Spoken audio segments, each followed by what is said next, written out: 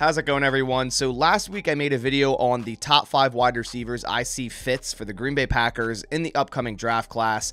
So in today's video, I wanted to do the same thing, but the top 6 tight ends that I see fitting for the Green Bay Packers in the draft. As we all know, that tight end is a very, very big need for the Green Bay Packers, probably more so than wide receiver. So like at wide receiver, you have Christian Watson, Romeo Doubs, Samori Toure. Yes, a very young group, all going into their second years. But on tight end, you just have Josiah DeGuara. I mean, you also have Tyler Davis, but he's primarily that special teams guy. So it's really just Josiah DeGuara, who, like I've said in times past, I do believe in. I do believe DeGuara could be a decent tight end in this offense, but you can't just have DeGuara. He's more of that H-back role type of tight end, where the Packers do really need a vertical tight end, an inline tight end. I don't know if Mercedes Lewis will be back. He likely, if he comes back anywhere, it'll be to the New York Jets with Aaron Rodgers, I would think. And then Robert Tonyan, of course, signed with the Bears, so that's kind of their, vertical threat, so call it, tight end that they don't have. So they got to replace both of those guys.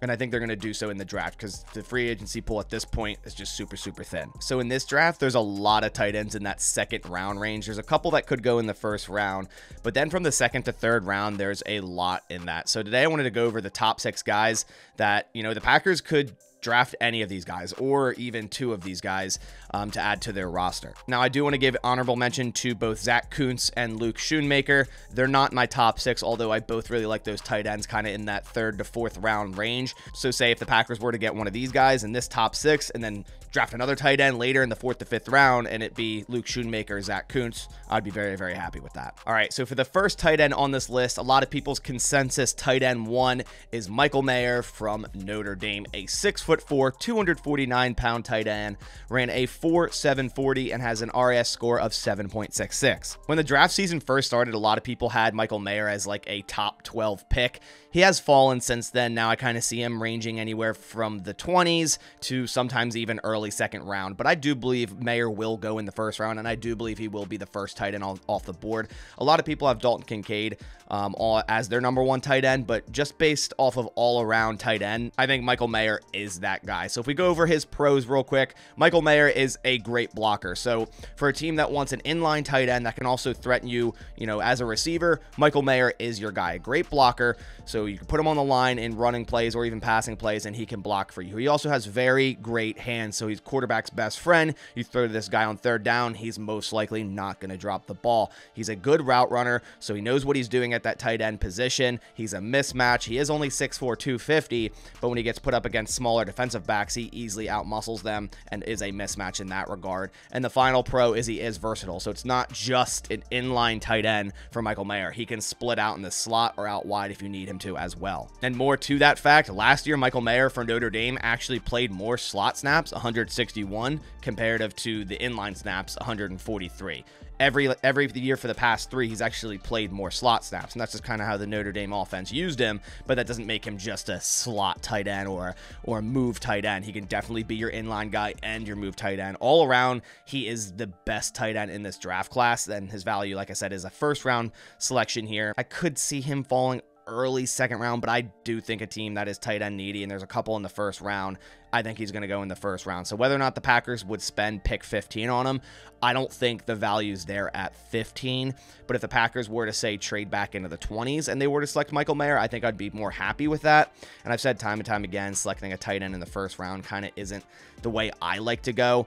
But I feel like the Packers have been missing just a real threat at tight end for a very, very long time. So if they were to pick up a lot more capital in the second and third round with trading back and get someone like Michael Mayer, I wouldn't be that upset. Had a lot of production at Notre Dame, 809 yards and 9 touchdowns last year, 840 yards and 7 touchdowns the year before that, and a 92.5 PFF grade last year. So the dude has just been probably one of the best tight ends in college football for the past couple of years. For the number 2 tight end on this list, we have Dalton Kincaid out of Utah, and I know some sites have him as their tight end 1. I know PFF has him as their tight end 1. But to me, he is tight end 2, so that's why I have him in this second spot. A 6'4", 246-pound tight end. He didn't run a 40 or didn't basically do anything else in a combine or a pro day, so that's why he doesn't have a 40 listed and doesn't have an RAS score listed. As for Dalton Kincaid's pros, one of which is production. The last year, he probably was the best tight end, at least for a receiving aspect, in college football last year with those 890 yards and 8 touchdowns. Super explosive tight end, kind of like a bigger wide receiver type of tight end. He's great at route running, so he can run the entire route tree like a wide receiver, and he also has really, really nice hands, just like Michael Mayer, quarterback's best friend type of guy. Throw the ball to him on third down, he's not going to drop it. Now for the cons for Dalton Kincaid is blocking. He is a very, very raw blocker. It's not a tight end you're going to throw in line consistently and trust him to go out and make good run blocks and pass block as well. Think of Robert Tonyan, where sometimes we'd see him in line and dude would just get blown up and it would really wreck a run play. Think of that. That's kind of where Dalton Kincaid is. Not saying he couldn't become a better blocker. He's just very raw. He was never really asked to do it too much at Utah. Another con is he played a like I said, this guy was kind of a bigger wide receiver, a 246-pound wide receiver. Last year, he had 221 snaps in the slot compared to the 142 snaps in line. So like I said, mainly played slot. And last con here is size. So he is kind of undersized if you want him as a traditional tight end at 246 pounds and 6'4". So he's kind of that in between where it's like, okay, I'm going to use him as a big wide receiver, but I can't really trust him in line as a tight end to block for me. I also have his value in the first round, but again, I could see him falling to the early second. I have both him and Mayer really, really close, so it kind of just depends what other teams do in terms of the tight end position. We've seen years past where one tight end goes. We've seen years past where three tight ends go in the first round. So I think it really depends how the draft plays out and maybe if teams try to trade into the first. I like that there are needy teams in the back end of the first, like the Bengals, who could use the tight end, so they could definitely draft someone like Kincaid or Michael Mayer. But again, I don't think the value is there for the Packers at 15 for either Mayer or Kincaid. But again, if they were to trade back into the second, or say draft a guy at 15 and then trade back into the first or early into the second and get someone like Kincaid or Mayer, I'd be fine with that. Personally, if I had to choose, I'd want Mayer more just because what he could do in the Packers offense, and I just feel like they could use that type of guy a little bit better than Kincaid, who's more of that just pure outside move type of tight end, where I do think the Packers need, but I feel like Mayer gives you that aspect, although he's not as athletic, but also the inline blocking aspect as well that the Packers do need. For the third tight end on this list, this is a lot of people's favorites for the Green Bay Packers. That is Darnell Washington out of Georgia. And of course, that's a Georgia player, so there is obviously a chance that the Packers end up drafting him. 6'7", 264 pounds, ran a 4.6 4.40, and has a 9.88 RAS. This dude is a complete freak of an athlete. As for Washington's pros, we obviously have size. 6'7", 264 pounds. He's an excellent blocker, and as he should be, sometimes it looks like you have another tackle out there. It reminds me a lot of Mercedes Lewis, where you throw him in line. It's like, okay, I kind of have another tackle out there that can go out and still catch a touchdown. Strong hands, rips the ball out of other defenders' areas, easily a contested catch-it guy, almost to the point where he doesn't really separate too much, which we'll get into, to where he just likes to make contested catches, which I think the Packers definitely have been missing at tight end for a very, very long time. And also another pro is his yak ability. He's actually very dangerous with the ball in his hands, breaking tackles, stiff arming guys, extending plays, which is really impressive for a guy that's 6'7", 264 pounds. Moving over to his cons, not much production at Georgia. Obviously with Brock Bowers being there, who might be one of the best tight end prospects we've seen in a long time for next year. Darnell Washington wasn't really used as much as Brock Bowers, so his production did lack over his career in Georgia. It did have 454 yards last year, so that's also impressive considering Bowers is there. 454 yards and 2 touchdowns. Top speed, although he did run a 4.64, which I think is extremely impressive for 6'7". He's not a top speed type of guy where you're gonna take the top off a defense with him by any means. And then another con, separation. As I said, I don't know if he necessarily cannot not make separation. It's just he's almost really comfortable with being in a contested situation where he doesn't feel the need to make separation, because he knows when the ball comes across his way, his catch radius and his strong hands is going to pluck the ball away from other defenders. So I have Darnell Washington's draft value at a second round selection here. I definitely feel he 100% goes in the second round. So if the Packers have 2 second round picks, one of which could definitely be on Darnell Washington if they don't go tight end earlier than that with either Mayer or Kincaid. Personally, I think this is the route to go, because I value tight end. I value tight end because the Packers need it, but not a first round. I think they either need to go edge, wide receiver, or even offensive line there in the first round. You get the more valuable positions per se. Although, like I said, I do value tight end. So in the second round, if Darnell Washington's sitting there, if the Packers end up having 2 picks from the New York Jets, even if they only have 1 and it is Darnell Washington, I'm completely content with that. I do like him the most. I feel like if I were to choose one of Mayer Kincaid and Washington. I just like the thought of Washington there just because he's just an absolute athletic freak. He can be an extreme mismatch, especially in the red zone, which the Packers need, and he's an excellent blocker. Just pretty much like a very, very young Mercedes Lewis coming into the league. It's definitely his comparison. For number 4 on this tight end list, we have Sam LaPorta from Iowa. Very undersized tight end here, 6'3", 245 pounds, but did run a 4.59 40 and an RAS score of 9.01. So Sam LaPorta, like I said, very undersized. But first, let's go over his pros. He definitely is an athlete. Like, he's very similar to kind of Dalton Kincaid, whereas kind of just a bigger wide receiver. So he's very athletic. He has great hands. He has great speed at that 4.59 40 and also great yak ability. So put the ball in his hands, he can extend plays and create much more yardage once he gets the ball in his hands. As for his cons, his size, like I said, being only 6'3", 245 pounds, you know, usually tight ends, you want them to be at least 6'4", 6'5", so he's a little bit on the shorter side. And since he's so small, another con is his blocking. Wasn't really a good blocker by any means at Iowa, and that's because they really didn't need to use him as that. He did play more inline snaps than slot, but again, he wasn't really used just to be out there to block. But he did have decent production in the last 2 years, 648 yards and a touchdown last year, and then the year before that, 670 yards and 3 touchdowns. So really 2 nice years at Iowa,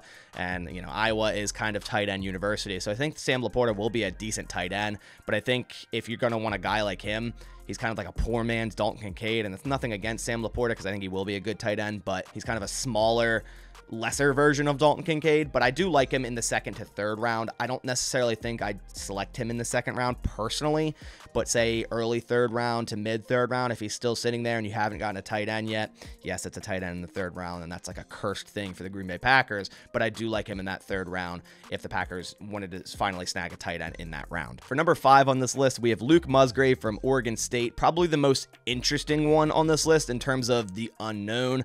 Musgrave is 6'6", 253 pounds, ran a 4.61 40, and has a really nice RAS score of 9.77. So Musgrave is a big question mark just based off of the lack of production and experience in college. So as for his pros, an extreme athlete. A lot of these guys on this list are athletes because we know the Packers love their athletic guys, and Musgrave is definitely that. He has great hands, great speed at that 4.61 at 6'6", which is a really nice combination there. Great in contested catches, and also great at creating separation. So kind of like, again, another move type of tight end, can put him out in the slot, can put him out wide, and he can kind of play like a wide receiver for you. For his cons, obviously production. 169 yards last year in 2 games, which in that regard is good. The year before that in 2021, 304 yards in 13 games. So not really good there at all. In 2020, only played 7 games and had 142 yards. So there hasn't been much of production at all for Luke Musgrave in his college career. But what you're buying into is what he could be, the athleticism and what he could turn into at tight end. He's inexperienced. That's another thing for a con. And then also blocking. He's definitely not a blocking tight end, very raw in that regard. He's going to be your move, vertical, stretch the field type of tight end. And because of that, I have his value 2nd to 3rd round. I think he could fall into that 3rd round range just because it's kind of a red flag right now with Luke Musgrave on the lack of experience, the lack of production. So I could see teams drafting LaPorta, and then my next player, my 6th player on this list, which we'll see here in a second, over Luke Musgrave just because of the lack of experience and production. But a team definitely will buy in just based off the athleticism and the frame he has. 6'6", 253 pounds, 4.61 40. If this guy is coached up well, you know, as tight end, he could be a very big threat in years to come. So for the final player on this list, at number 6, we have tight end Tucker Kraft from South Dakota State. As I said with the Luke Musgrave thing, I could see a team drafting him over Musgrave just based off of the production for the past couple of years at South Dakota State. He is 6'5", 264 pounds, ran a 4.69 40, and has a 9.68 RAS. As for his pros, he's a very, very good blocker. If Michael Mayer is the best blocker in this draft, Tucker Kraft is really, really close second. Tucker Kraft is an excellent blocker at tight end. He has great hands and he's athletic. So whereas Mayer's not that athletic, Tucker Kraft definitely is an athlete. He's very versatile. So again, you can play him in line, you can play him out wide, you can play him in the slot at tight end. He's also a very, very strong tight end at that. As for his cons, he's a little bit slow. 4.69 40. You know, he's kind of slow for that 6'5", 264 pound frame. So he's not going to take the top off a defense, but otherwise he is a great athlete. And the other con we have have here his limited route tree. Didn't really have that many routes to run at South Dakota State. As for his value, I have it as 3rd round. I think he fits right into that 3rd round, and that's exactly where I think he will be drafted. So if the Packers, don't have a tight end yet, and they spent, their first couple picks on other positions and want to grab a tight end in the 3rd round, which again is kind of cursed, Tucker Kraft would kind of be my selection there in the 3rd round. Last year, he played in 9 games and had 348 yards receiving, 3 touchdowns. The year before that, played in all 15 games, 770 yards and 6 touchdowns. So really nice year in 2021, and, didn't play all the games last year, but still definitely has produced over his career in college. So that does it for my top 6 tight ends that I see fit for the Green Bay Packers. As I stated earlier in the video, honorable mention to Zach Kuntz and Luke Schoonmaker, 2 other tight ends that I see in that 4th round range that obviously I couldn't add to this list because I only did a top 6, but I do really like them as well. So there's a lot of tight ends in this draft class, I think in that 2nd to 4th round range, where the Packers definitely could find a couple guys there and add to their tight end room. But I want to hear your thoughts down in the comments below. Which out of these tight ends would you want the Packers to draft most? I feel like a lot of people will say Darnell Washington, but I'm sure there's conflicted opinions here on tight end. Let me know down in the comments below. But that about does it for this video. I'll catch you on the next one. Thanks for watching, and as always, go Pack Go.